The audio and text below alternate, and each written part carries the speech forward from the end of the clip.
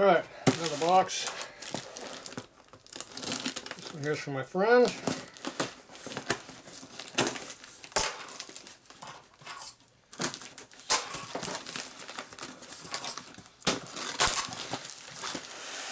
I told him I needed some honing stones, like the ones I just got one, those P28s. So he sent me some stuff.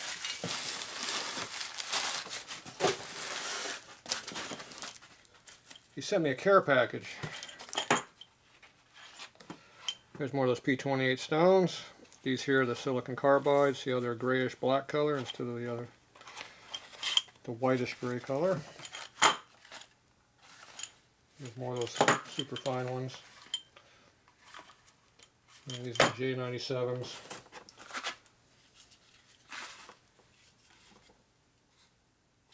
Bunch more of them. Here's some A's.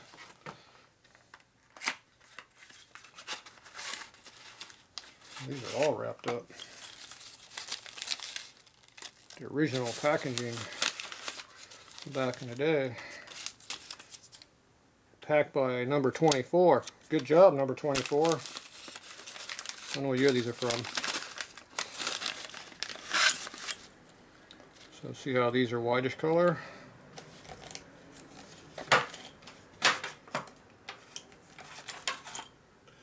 And these are grayish color. So aluminum oxide, silicon carbide. J series, A series.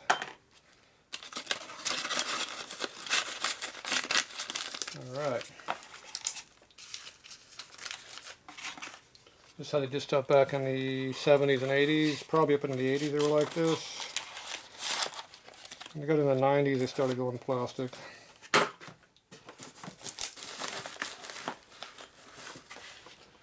Bunch more of them. That'll hold me for a while, but when you start using 3 and 4 stones per mandrel, you go through them quick.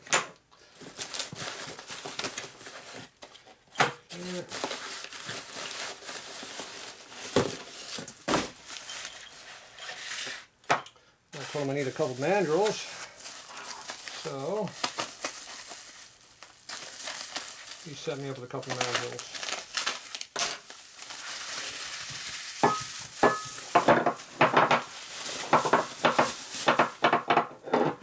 So there's your honing mandrel. There's a stone right there inside of it. This is a bigger one than that 1-inch one. What number is this one? Sunnen made USA. Let's see. Can't make it out. Number's right there. Looks like a 1 3/8 to me. Probably what that says, 1.375 probably, or 1375 would be that. This is missing this rubbing shoes on this side, so it's missing some parts.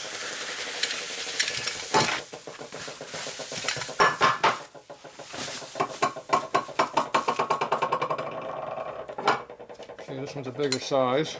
Here's your shoe that we're missing on this one here, see.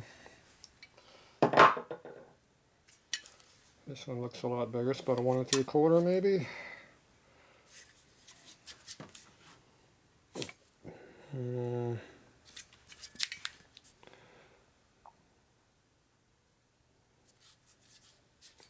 Can't read it. Do the old spit test on it.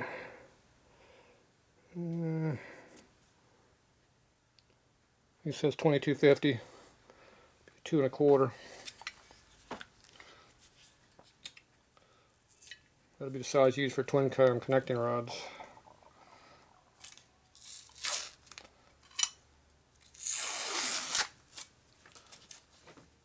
This probably has the wedge block in here.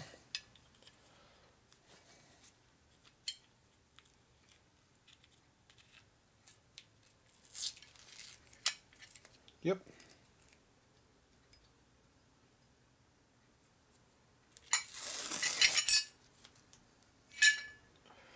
There's your wedge block. So we got A57s.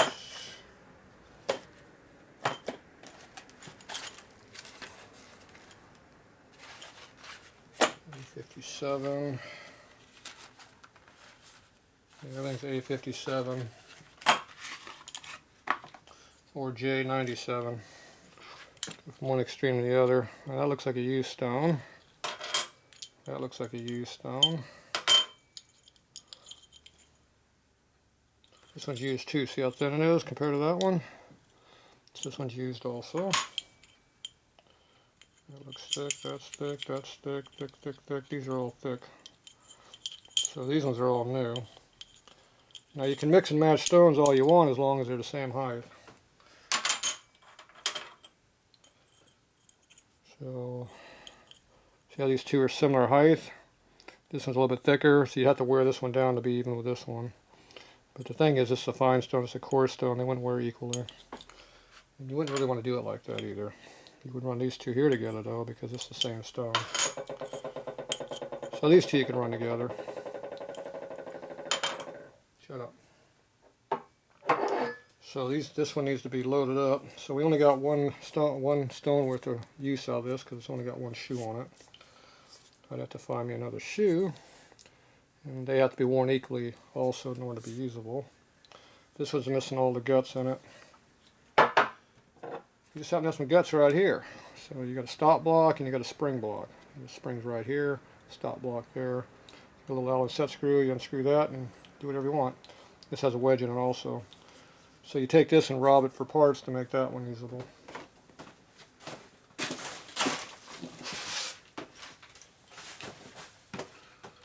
Let's go ahead and do that.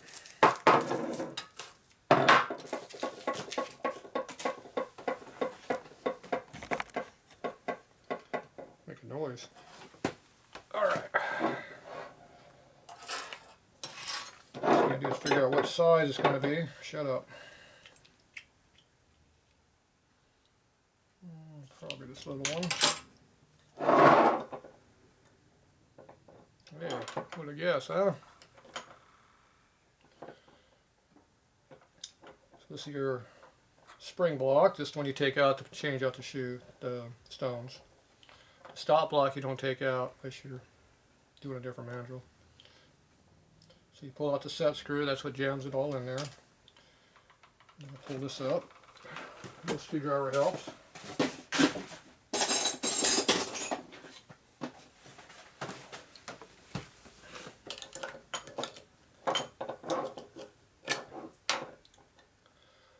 So there's your stop block, or I mean your spring block, so you just got the spring on it. Right there, it puts tension on the shoe so they don't rattle. So once you pull that out, then your stone comes out. It's supposed to come out. Jeez. Except it's held in with molasses.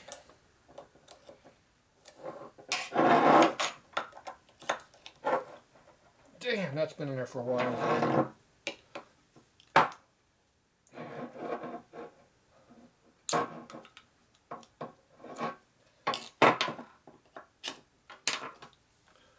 That was stuck in there. See, there's the shoe glue.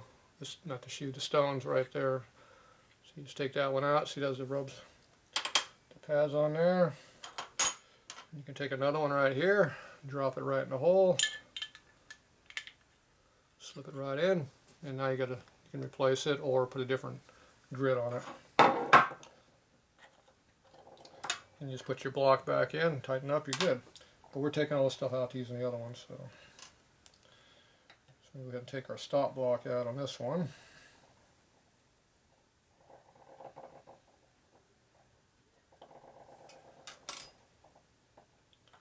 The stop block doesn't have the spring on it. Just a matter of wedging this thing out of here.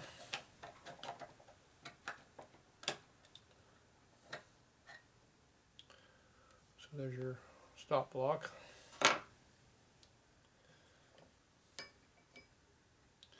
And it takes different parts. How can that be? Should all be the same. Guess you could have the wedge in there.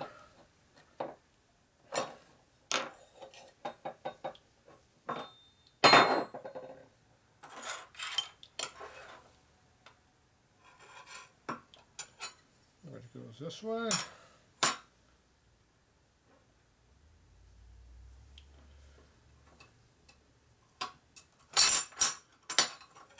So these two wedges are different, how they're made.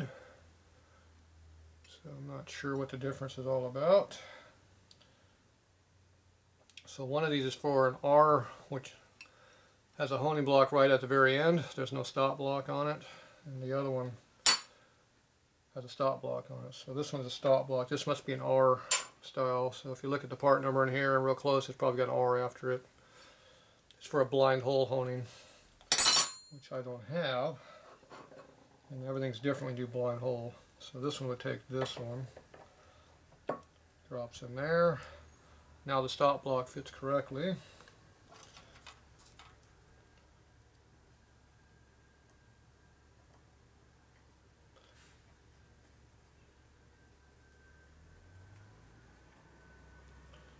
Put that in.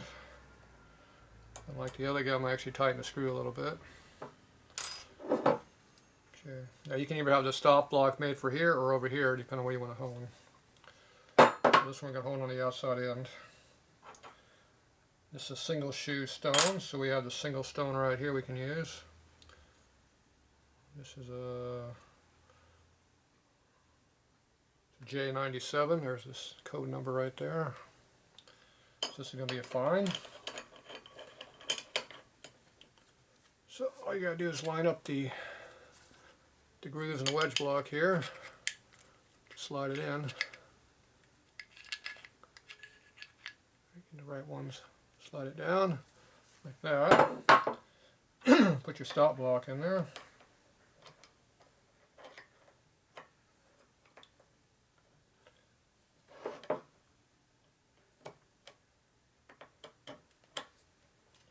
And put your screw in there to hold it.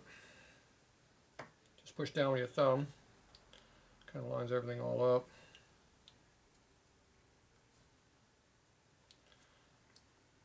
And just tighten the screw up.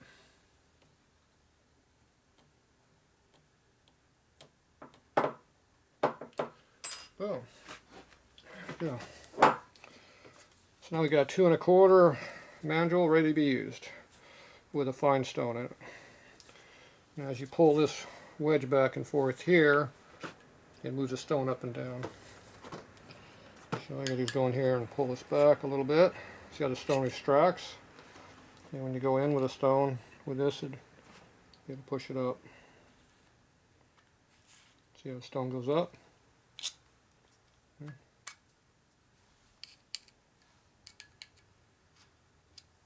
you're back down. So it's just, all the honing machine does is pull this back and forth like this wedge. And that determines what did I go too far? I must have went too far with it. Nice.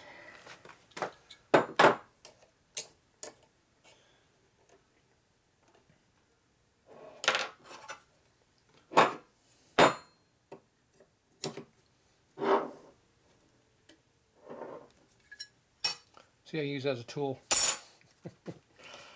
There you go. Now you can just go like that and it'll open the stone up, see? That's how it works. Pretty easy. Simple design. Alright, so that I can do a twin cam rod, I think, 2 1/4. I think they're 2 1/4. Maybe that's an M8. It might be an M8. One is adding to this side. So, there you go. Something I didn't have because I was out of this, didn't have this size. And this one here, it's just a naked one. Same day you can come up with all the parts to put together and you have another one. If I want to make this into a 2 stone version, all I got to do is move this block back to here, put a second stone in here, and put a second shoe over here, and then it would be a 2 stone one. This one you can only hold back and forth, 3 inches. So you get like 4 inches usable space. If you put this other one on here, you can go back 8 inches or about 10 inches full stroke. So, depending on what you're trying to do. Alright, there you go. Sunning stuff. Not too complicated, but works very, very well.